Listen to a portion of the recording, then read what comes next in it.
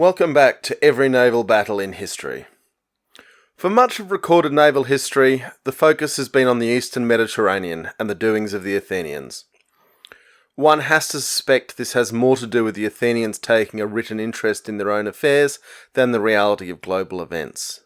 The Caribbean, the islands of the Pacific, the Bay of Bengal, the South China Sea, the coast of Madagascar, any place where people today eat a lot of fish probably has had a tradition of conflict at sea. We just don't know much about it. Anyway, we're not venturing far from Athens at all in this episode, but at least they're not actually involved, and one of the protagonists isn't even Greek-speaking. Exciting times. We have spoken in past episodes of Magna Graecia, one of the lost nations of Greek colonialism.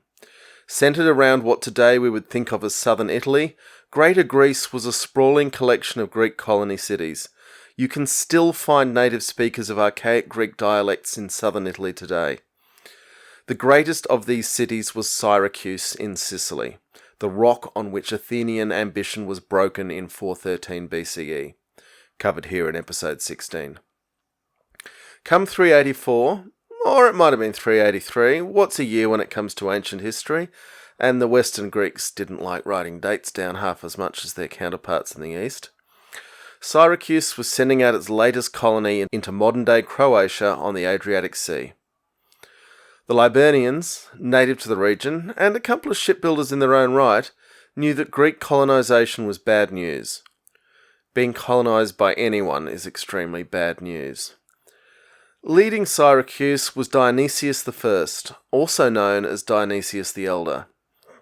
Recorded in history as cruel, suspicious, and vindictive, he was also spectacularly successful.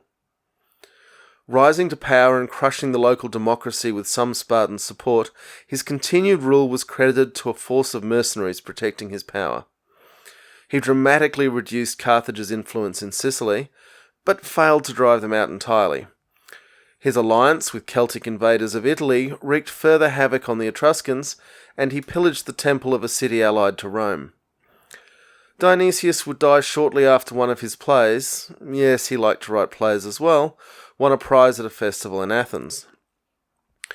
While poets might have claimed they would rather be quarry slaves than have to listen to his poetry, Dionysius made Syracuse the most powerful city in the Greek world, and the siege engines he oversaw, particularly catapults, transformed warfare in the ancient world.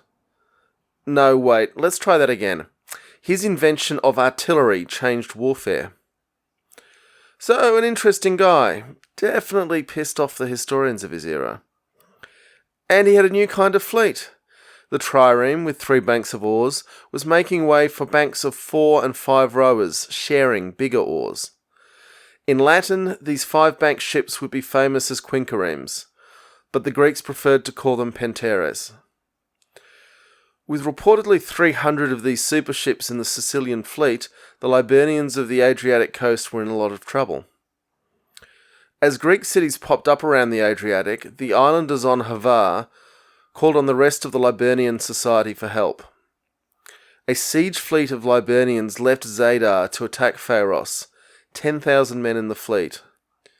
The nearby Syracusans had good intelligence and were able to intercept them, killing 5,000 and capturing 2,000. Diodorus, writing centuries later, would describe it thusly.